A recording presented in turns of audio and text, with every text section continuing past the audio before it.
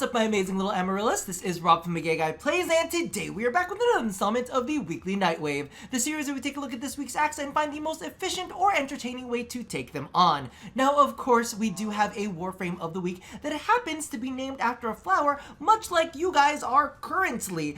This one was actually a fact dropped to me by Tala off of one of my most recent streams. I'm not sure if I'm saying your name right, but apparently this Warframe shares the same name as South Africa's national flower. But of course, in addition to all of that, we do have the weekly watch list tacked on to the very end of this. So without ado, let's just go ahead and take a look at this week's acts. So we do have our first daily, which is Communicator, which is marked 5 mods or resources. Then we have Hacker, which was yesterday's daily, which is hack 8 consoles. This one is easily knocked out in a spy mission, so you should be able to take care of that real quick.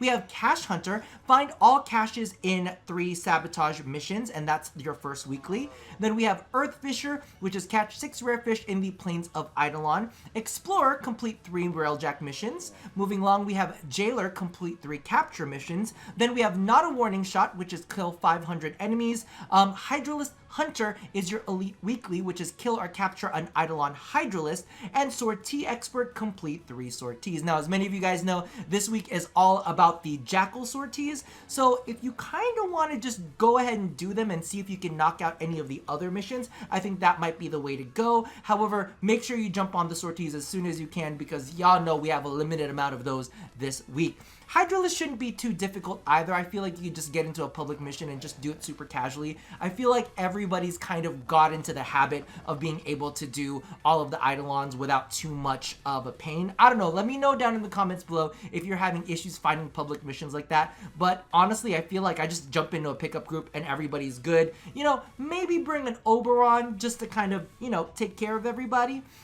But sadly, there really isn't too much overlap this week. We do have Not a Warning Shot, which kind of applies to all of the other missions, such as the capture and the sabotage. Those ones you'll be able to do those on top of. But when it comes to the Explorer, which is the railjack missions, and the Earth Fissure, that's kind of its own essence. However, they're not too difficult to do on their own, and you should be able to finish them pretty quickly. I myself have been very, very casual about doing all of the Warframe Nightwaves, and I still feel like I'm keeping a good pace, because look, right now I have been skipping out on a bunch of dailies and I'm still able to get up to rank 22, and there's only like 30 ranks, so really no fear in any of that. Plus the new little Nightwave divot things give like 7,000 in addition to all of that, so it's always a nice little bump whenever they release a new act. Now, let's go ahead and take a look at our Warframe of the week, Miss Protea. Now, she was released very, very recently with the latest updates. I don't know if you guys want a full-on video on her. If I'm going to be completely honest with you, I'm pretty sure that other Warframe YouTubers have most likely released their how to get Protea videos, or what we think of Protea. I was almost thinking more about doing an opinion piece about the update in general, and then including my feelings on Protea in there. Let me know if that's something that you would prefer. But the TLDR for me is she's fun. And you guys know I've talked about it in the past, the whole Grendel thing, where Grendel can do everything, but he's not really an enjoyable Warframe to play for me. Well, here's the thing. Protea's kind of squish, and I've been playing around with a bunch of different builds for her. In fact, let's go ahead and take a look at my work in progress build. This may not be the finalized build, but this is what I'm currently running with. Keep in mind, I've tried out adaptation, I've tried out rolling guard, I've tried swapping around different arcanes, and in all honesty, she's still pretty squished no matter what, even if you pump ability power into her first skill, which gives her more shielding. But in general, I'm having fun with her. I just don't necessarily feel like she is the most survivable. And I think there's a little bit of a discussion that people are talking about how useful she is. And honestly, I'm going to say it right now, Dispensary, I feel like is actually really, really useful for a lot of things, especially leveling up your arc guns, because of the fact that the ammo that's dropped from it is universal, including your arc gun ammo. So that way you can keep your arc gun filled, level it up, do all of that beautiful, wonderful stuff. So I actually think she's pretty useful. She's just lacking the survivability, and honestly, I was kind of in a mission the other day, and I was soloing around first on Mott, because I gauge everything off of Mott survivable.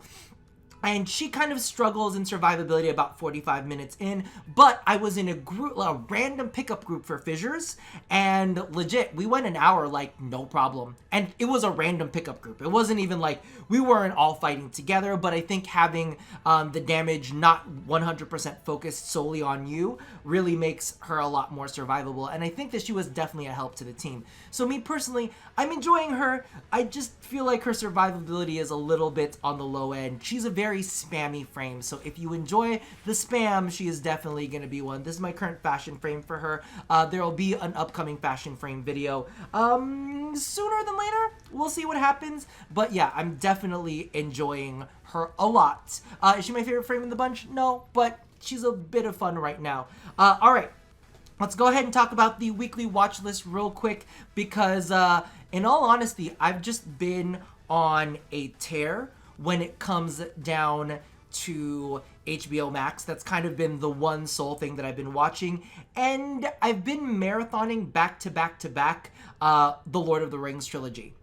And watching it, I think this is probably my third time watching the Lord of the Rings trilogy back to back and all that kind of stuff, and still, there's certain chunks of it I just don't remember, and I can't bother to remember. I feel like there's a lot of weird political stuff that happens in the midst of all of it with different kingdoms, and I can't remember who the fuck X, Y, and Z is, but I get like the overarching story. And so I actually went ahead and finished that. Then I started watching The Hobbit. And here's the thing, I thought The Hobbit was one movie. Apparently, it's also a trilogy. So I'm working my way through the second one of that as well. I also finished Queer Eye season 5 on Netflix, and that one was a really, really nice trip. It's just weird because, as we know, the world is kind of in a strange place at the moment, and it like doesn't really touch on that, and Queer Eye has always kind of really addressed issues, and like, I get it, like, they made it before everything that happened, so part of me is like, you know, really, what could they address? But I'm like, I don't know. Wish they had touched on things just a little bit more. Regardless, that's what I've been watching recently. The only other thing that I need to do is catch up on some of my podcasts. As you guys know, I'm a big fan of Welcome to Night Vale. It's a free podcast. You can download it off of like Apple Podcast, iTunes. I don't know how it works. It's just there on my phone magically twice every month. So if you guys have not watched it, that one's got like hundreds of episodes, and it's super duper bingeable. So if you ever want to have something in your ear as you're like doing chores or as you're cleaning the house, maybe doing something, maybe playing Warframe, maybe farming Protea parts, I don't know. But if you wanted to have something interesting and fun going on in the background, definitely listen to that. It's a podcast, but it's like a story serialized podcast. It's fucking cool. Check it out. Regardless, that's about it that I've been doing this week, aside from working like crazy 5 a.m. shifts that I've had to get up at like 3:30 a.m. to prep for. So I've been very, very tired. I will try to get videos out to you guys ASAP. Let me know what you would like to see. Like, what are your preferences? I know everybody is going to say fashion frame, but like, what are you actually going to watch? Do you want me to like give you the tea on all of the new weapons and whether they're shit or not? They're kind of mediocre. I like summed it up in one sentence for you. But if you want something a little bit more in-depth, let me know down in the comments below. If you would like me to do maybe like a focus video on Protea, or if you want me to just do an overview as to the update and how I feel about it right now, go ahead and toss that down as well. I'm taking suggestions because Lord knows I have limited time.